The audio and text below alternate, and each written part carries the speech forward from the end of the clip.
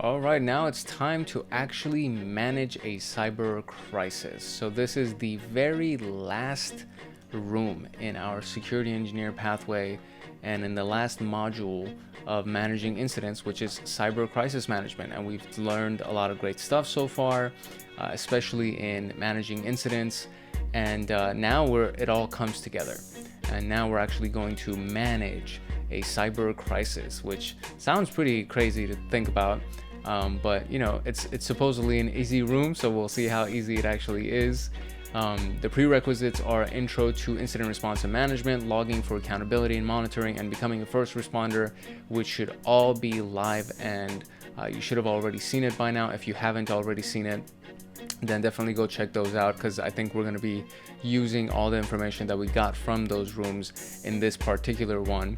And the objectives today are how CMTs deal with a cyber crisis, the golden hour during CMT, and the golden hour phrase is also used in medical terminology and obviously in photography and things like that too, and how even minutes and seconds can matter, and the CMT process and how security engineers can play the role of subject matter experts. And the CMT is the crisis management team. So you are probably going to end up on a crisis management team, and this will be directly applicable to you. So without further ado, let's jump into what is a cyber crisis. Okay, so in the first video in this specific module, we talked about a cyber incident, and then the difference of a cyber incident to a crisis, right? So you have a cyber crisis and then you have a cyber incident, and this is just a quick review of it, right? So a level 1 is a SOC incident, a security operations center incident. It's small enough that it can be done and handled directly by the SOC center, and you don't have to worry about it like a user reporting a phishing email. That could be easily handled on a level 1 basis. A level 2 is a CERT incident, and it's small enough that the team and SOC can take care of it, such as a single user that has interacted with a phishing email. So they reported a phishing email was level 1. Level 2 is they interacted with a phishing email. Then you have the CCERT incident, which is level 3, and it's bigger, and it doesn't just require the SOC team, but it also requires incident managers, and you know, there's multiple users that have interacted with the phishing email, and now it's turned into a little bit of a situation. Level 4 is critical, and this is a cyber crisis, right? So the CCERT requires ability to invoke nuclear actions, such as an incident where ransomware is being deployed, and the CCERT needs to take the environment offline to protect the rest of the estate. That's a cyber crisis, right? So you have these 4 levels, and what we're talking about today is the 4th level. So how does the team actually decide the level of an incident? And this is what it looks like. This is actually, I love graphs like this. It brings everything together, and you kind of get a good understanding of this, right? So a low-level incident is what? You have a single user, so one person, and the impact is, you know, this was inconvenient. Nothing happened, you know, not big of a deal. It's just kind of a pain in the butt to deal with. Moderate ends up being that, okay, it's a single user, but they can't perform primary work functions. So that could be a single user that can't perform primary work functions. That could be a moderate situation. A multiple user situation that some of their work functions are impaired and there is some kind of a workaround that's in place, or it's everybody that's affected. So it's system wide, but it's low and it's inconvenient. So if it's system wide, but it's inconvenient, that's still considered to be moderate.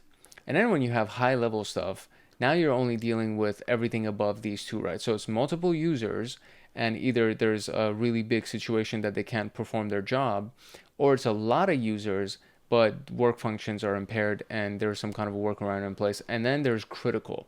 So it's everybody and everybody can't perform their functions, for example, or it's everybody and everybody's information has been stolen, something like that. That's where it becomes critical. And it's like, holy shit, now we gotta go figure this out. We gotta do something about this. So that's where this whole thing comes in place. So what is a cyber crisis?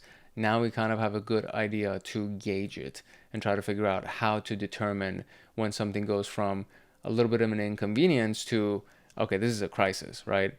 So while this is an example, most incident severity classification methods rely on measuring the scope of the incident against the number of systems or users that are impacted versus the difficulty of recovering the affected systems and assets. Therefore, if many users are affected on a critical system, this would usually result in the incident being rated critical, resulting in the CMT, the crisis management team, getting involved.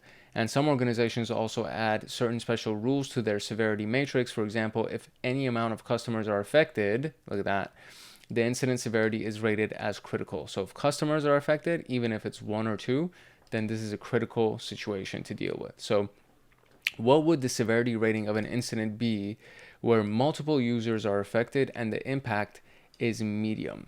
So we got multiple users and the impact is medium. That would be moderate. And what would the severity rating of an incident be where multiple users are affected and the impact is low? So multiple users, impact is low, and that's considered to be low. And what would the severity rating of an incident be where an entire business unit is affected and the impact is high? So entire unit, business unit, and the impact is high. That is a critical situation. All right, there we go. Making some good progress. Now let's jump on to the roles and responsibilities in a crisis management team. Okay, so in the consideration of a CMT, crisis management team, you don't want everybody to be giving their input. You want most people to be taking orders, and you want one or two people who are the most experienced, the most knowledgeable, who have the highest clearances, security clearances. You want those people to be giving out the orders, and everybody else needs to be just following very, very specific and precise orders to the best of their abilities. So the example here is, while in most cases a democracy is the best solution, in this particular case, the opposite is true. So it should be an autocracy is the best approach for a crisis management team to make sure that actions are taken decisively without wasting precious time. And that's where democracy kind of fails, because like you want to hear everybody's opinion and, oh, I think we should do this and I think we should do that. And it's like, no, we're wasting time. The person with the most expertise, the person with the highest security clearance, so on and so forth, that's the person that's going to give out the orders, and everybody else needs to fall in line.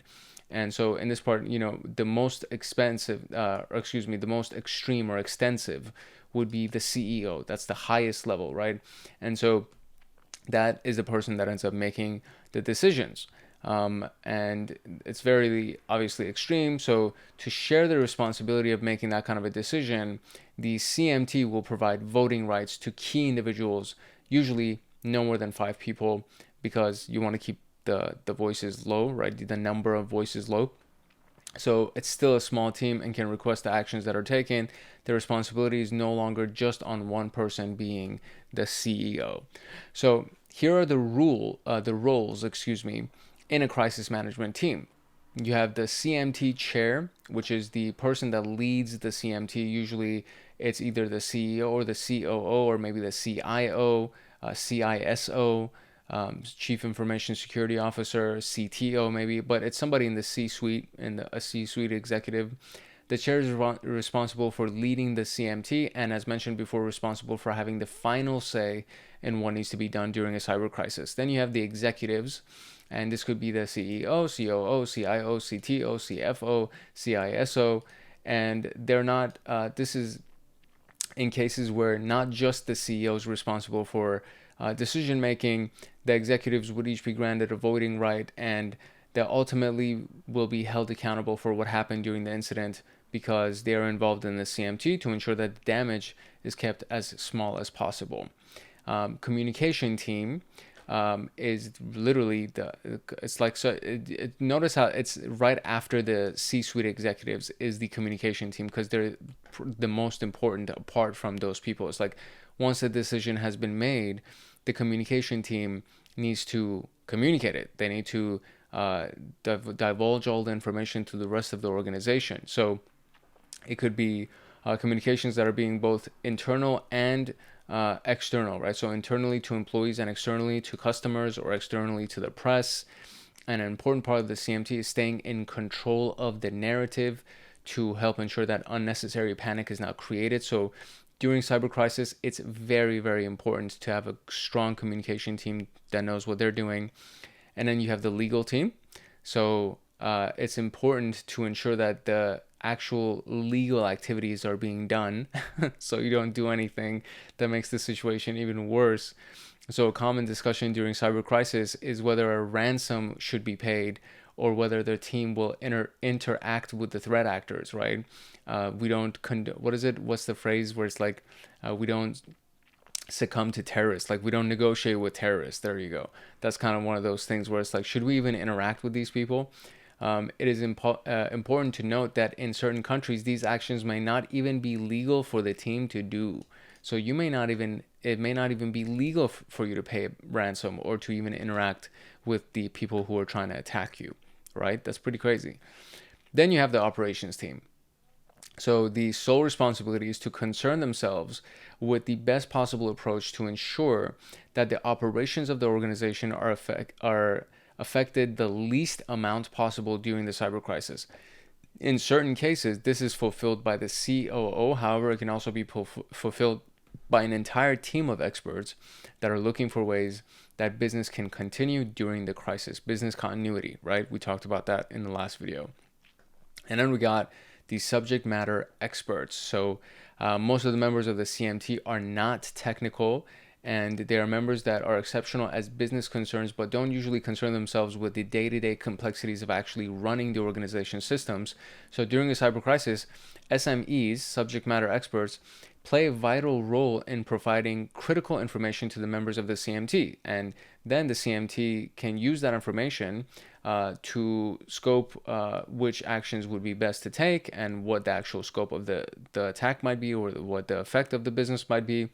And this would most likely include the head of the Security Operations Center and or the incident management of the CSIRT team. And finally, we have the scribe.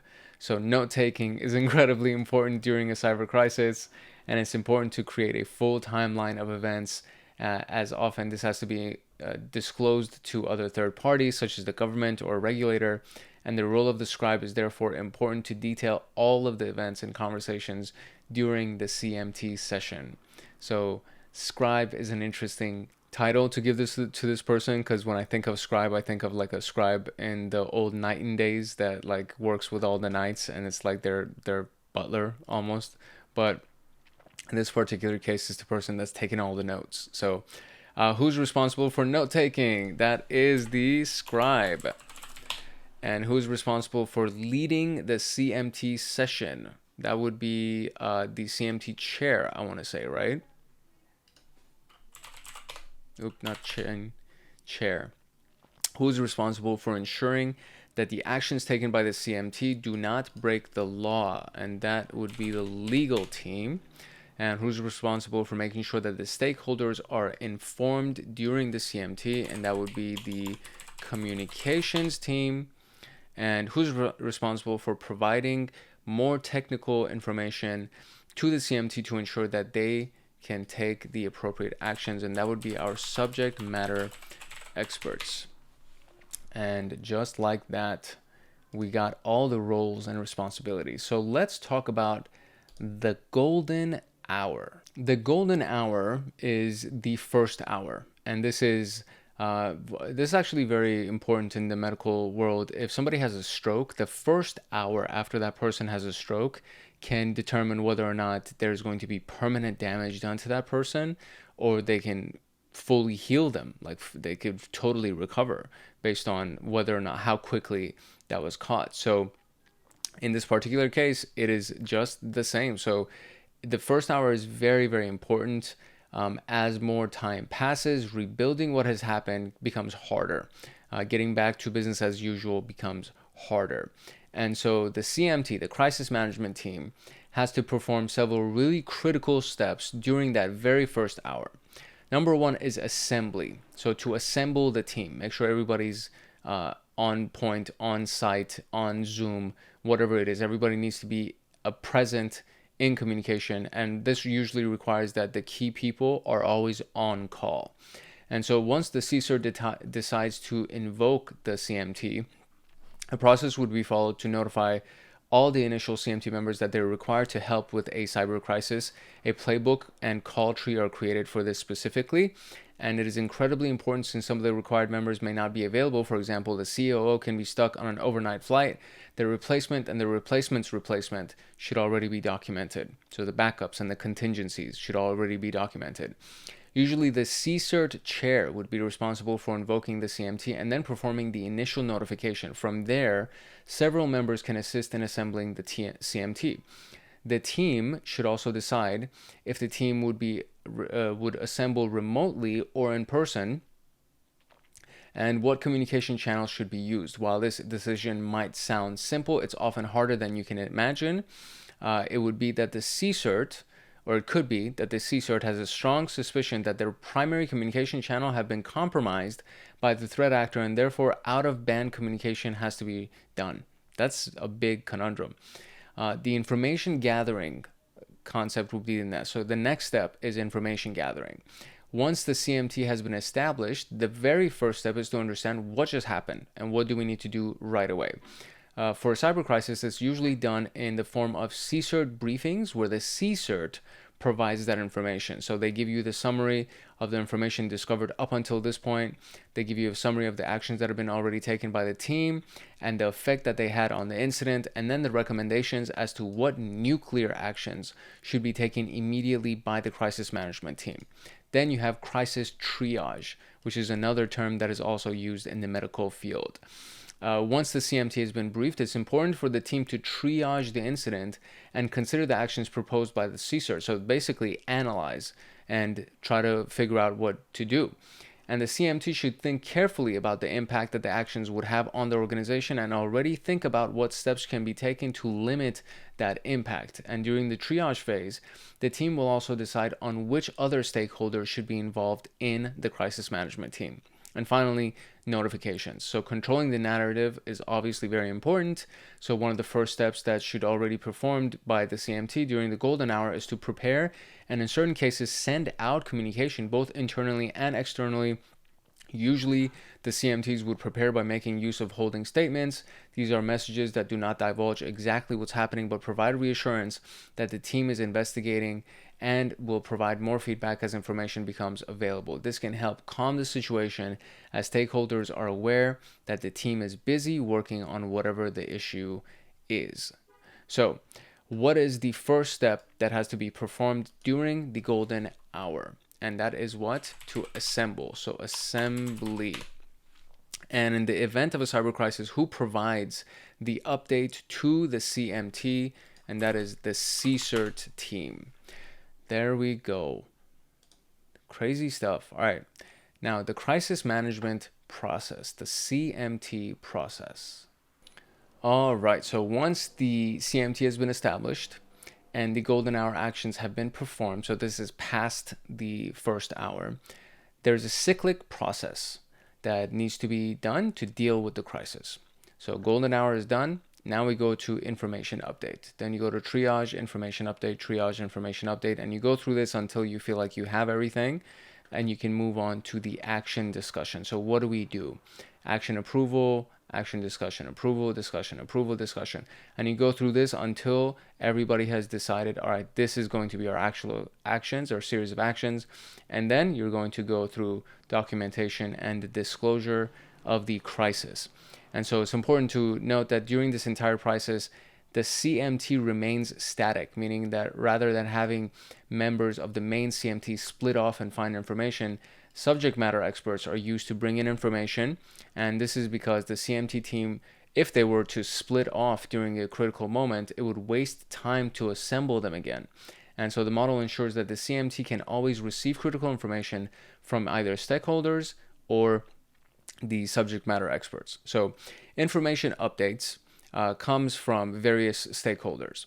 And this usually happens in the form of briefings with subject matter experts. And the goal is to provide the CMT with new information to better understand the scope of the crisis and what impact actions taken in the past have done on the crisis.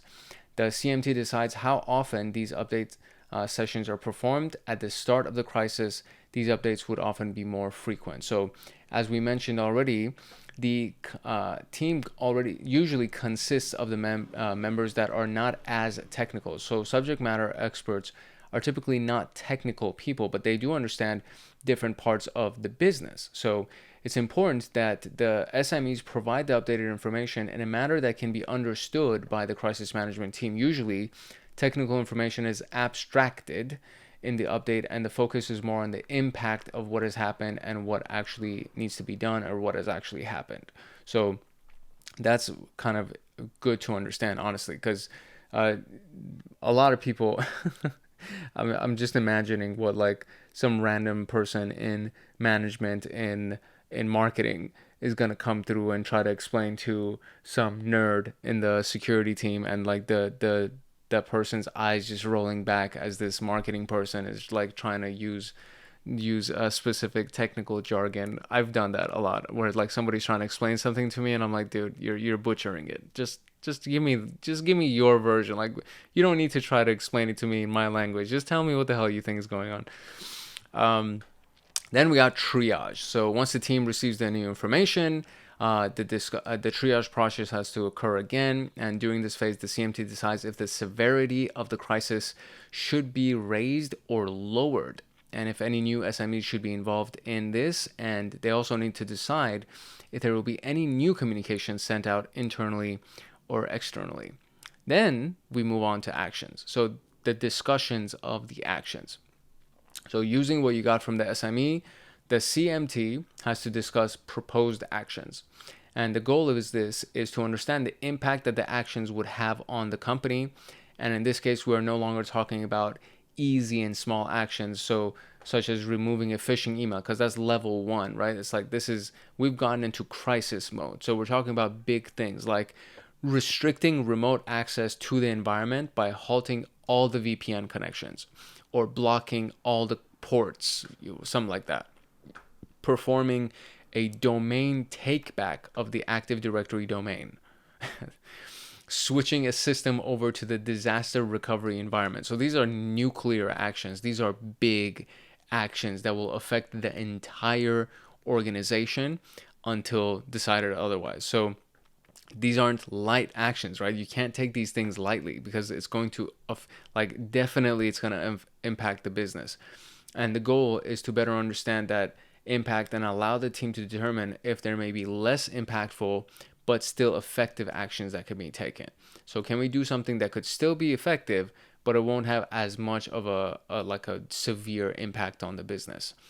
And once you've gone through all that, probably in multiple cycles, the CMT chair is going to usually limit the amount of time for discussions, because you got to make sure that you actually move to some kind of decisive action, because you're wasting time. If you don't take action quickly, you're wasting time. So depending on the scenario, the situation may worsen with time. So if ransomware is being deployed from a central location, such as GPOs, group policy objects, the entire Windows environment would be encrypted within 120 minutes, meaning in 2 hours, the entire environment is going to be encrypted, meaning locked.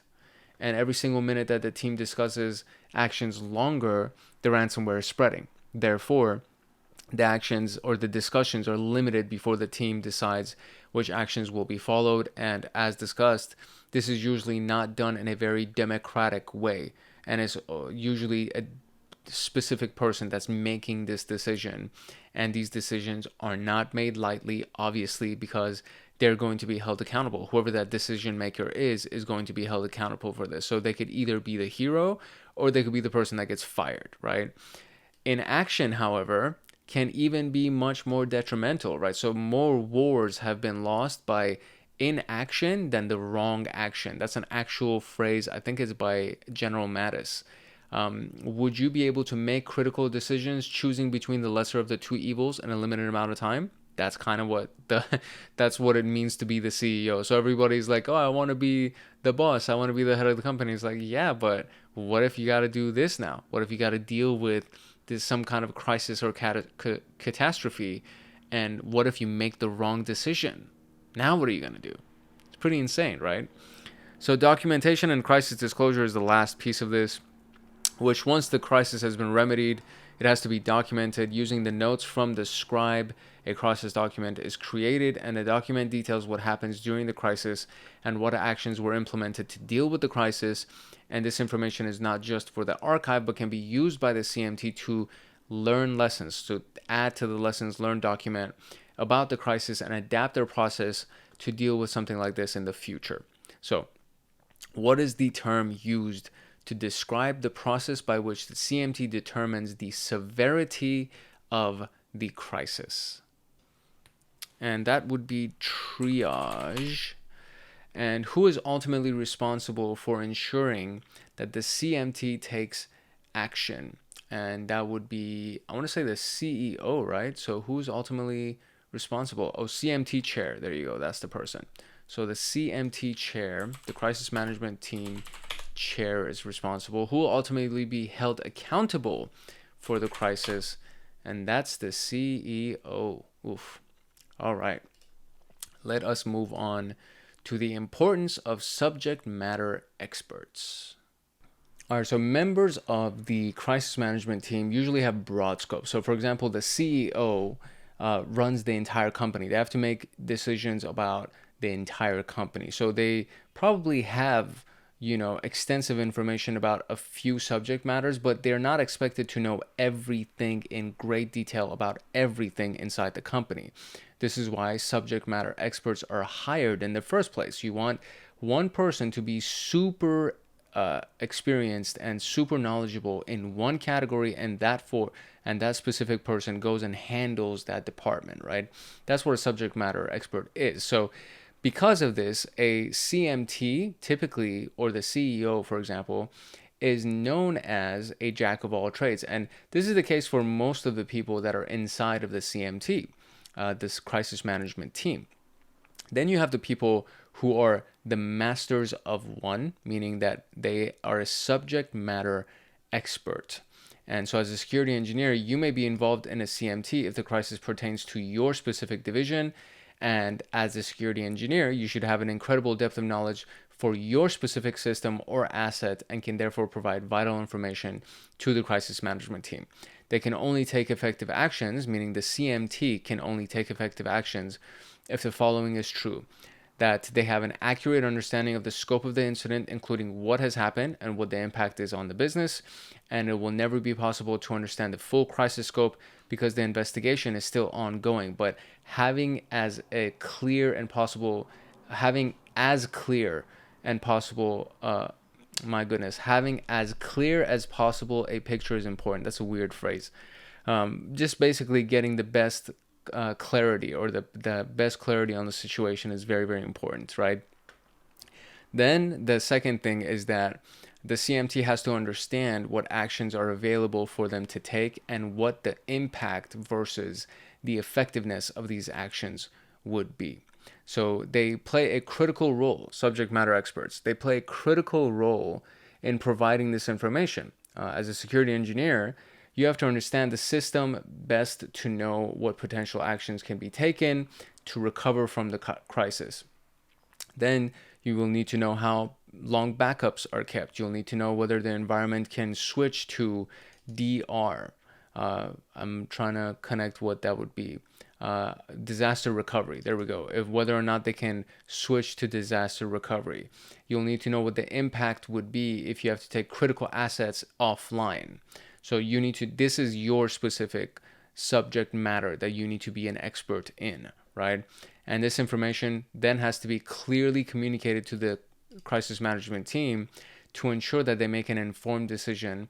And without subject matter experts, it would be impossible to recover from a crisis.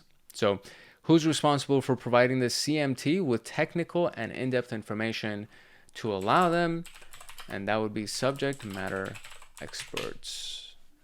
All right. And finally, bringing it all together, we have a site that we're going to interact with. So let's talk about actions available to the crisis management team. All right, so obviously there's technical responses that the CMT can take, but there are certain other things that they have to potentially do. And some of those things help control the narrative, and other things are actually required by law. So, for example, internal communication is obviously communicating with the people inside of the organization. It doesn't just include messages that go to employees, but also communication that is prepared for key divisions such as the help desk. And depending on the technical response taken by the CMT, the help desk might receive an influx of support queries from the customers, right? To ensure that the help desk can actually assist those people to limit the spread of panic, the CMT will also prepare communications for them. While the team can create this communication during the crisis, it is often not recommended as limited time is available, which could lead to mistakes. Rather, the team should have already prepared holding statements that can simply be tweaked before being distributed, right? So you don't want them to try to come up with their own stuff. You will prepare it for them, or at least the CMT will prepare those communications for them, and then they can tweak those communications to adjust for their specific scenario, but they stay within that template to just make sure that they don't spend too much time trying to put together a message. Then you have external communication, which it doesn't just communicate or involve the communication that's sent directly to the customers, but such as comments to the press or interviews that are supposed to be performed.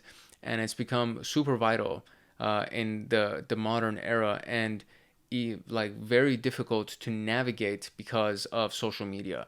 Somebody could just post something on Facebook or on Instagram or on TikTok, and next thing you know, it spreads like wildfire. So organizations will have to employ teams that will specifically take care of this communication during an incident, meaning communications to the press, to help ensure that the public is informed about what's happening without spreading fear and panic or misinformation or propaganda, and just do reputational damage or damage to the stock prices and all that crazy stuff that happens usually during something like this. So the next one is informing the regulator, and this is the one that's like a legal kind of a thing. Like you're bound to informing the regulator depending on the category or the industry that you're in.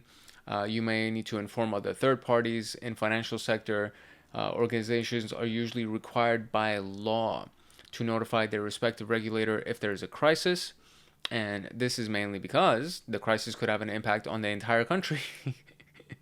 So another common regulator that must be informed during a crisis is the information regulator. Jesus. If the crisis has resulted in the breach of customer information in countries that have to adhere to the General Data Protection Regulation. So in stuff like that, when information is being distributed, you got to inform the regulators. And they are going to be mad. Let me tell you, they will be pissed. Okay, so contacting law enforcement. Also, depending on the country of the organization, there may be a need to contact law enforcement. For example, Federal Bureau of Investigation. And usually these processes are defined by the CMT before a crisis and will be part of the playbook. Law enforcement agencies can often help with the investigation and help to ensure that the chain of custody of forensic evidence is followed to help with prosecution later. And exercising the CMT. So now that we actually understand this, it's time to actually do a lab. So let's click on this view site. I'm pretty sure there's going to be a time limit, so I'm going to like jump into it as soon as I click it, and let's see what we got. Okay, so there's no time limit immediately. What do we got here? So welcome to the incident lifecycle game. Your mission is to navigate through the various phases of the incident, make strategic choices to minimize the damage to the estate and reputation. Remember, you have a limited credit for each phase, so choose wisely. Make sure to think about the options before selecting. You won't be able to make changes. Based on the incident, damage will be added to your estate and reputation. Pick the correct actions to minimize your estate damage and choose communication strategies. Yikes, I already have anxiety. Okay. All right, here we go. Let's do this. The incident lifecycle game. All right, here we go. Story 1. The SOC has just received multiple alerts of users reporting the same phishing email. The CISO discovered that the phishing email was used to deploy malware to workstations. You need to take actions. Okay. All right. Please select the questions you would like your SOC team to investigate. Be careful, your team has limited time, so they won't be able to investigate everything. Do I have a timeline? Okay, no. There's no time limit running, but I got to choose the right thing. So, how many users received the email? What was in the email? What does the malware do? So, I'm going to say how many users received the email.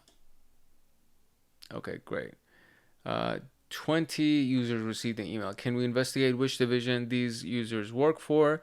Can we investigate which users actually interacted with the email? All right, let's see. So what does the malware do? The remote access Trojan, captures keystrokes of employees. Where does it send the communication to? How does the rat spread across the network? Can we investigate which users actually interacted with it? Can we investigate which division these users work for? I'm going to do this one. They're in research and development. And where does the rat send the communication to? And how does the rat spread across the network? How does the rat spread across the network? It harvests credentials to spread. Okay. So now what? Now it says, please select the questions you want them to investigate. Be careful. Your team has limited time, so they won't be able to investigate everything. Okay, so next phase. All right, so now, now the CSERT power-up, action power-up, or communication power-up. We are going to do the communication power-up, right? So you deploy your PR team, you will receive assistance into making the best statements possible to contain panic. The team is placed into high alert. Next phase, you can ask double the amount of questions. Oh, interesting. Okay. Action power up, you deploy your first responders. Next phase, you can take double the amount of actions. And I can't do double the amount of actions if I deploy the PR team. Ugh, what the hell? All right, we'll do the action power up. And let's move on to the next phase. Oh, wow. Okay, so I'm missing 2 actions because I didn't ask enough questions, I think, in the investigation gaps. Okay, so remove the email from users' mailbox that have received the email. Format the computers of all employees that received the email. Reset the accounts of all employees that received the email. Perform additional monitoring and investigation in the R&D division. And reset the accounts of employees that have the rat on their workstation. So, I mean, surgical strike and limit the bleed are going to be my decisions. And are we in the last phase? I'm in the last phase. And I'm not exactly sure what this means. So expect 25 reputation damage in this phase. Your actions can mitigate it. Okay, so internal communication. There's an incident and we're dealing with it. That's going to be our thing. External communication. We are aware that our systems have become slow and are investigating. Please stand by. We are busy investigating an incident and we'll let the public know when we have more details. I'm going to do, we are aware that the systems have become slow and we're investigating. Damn, that was stressful. All right, story number 2. After detailed analysis, the SOC determined that a phishing email delivered a remote access Trojan to workstations. These Trojans connected to a command control channel, granting threat actors control over malware, allowing them to gather data from compromised workstations and the environment. Prevent the spread. Okay, so investigate the command and control channel. DNS entry that is being used for the C2 channel. Let's investigate what information the rat enumerated. Information about the server, range, and Active Directory. We're going to analyze the domain to see what's being hosted, type of control being used, and thus the actual malware strand of the rat. Okay, great. And the rat seems to enumerate information. So what is important here? All right, what servers? On jump host servers for remote that were being used to administrate privileged systems such as the domain controller. Okay. And no more choices, so let's go to the next phase.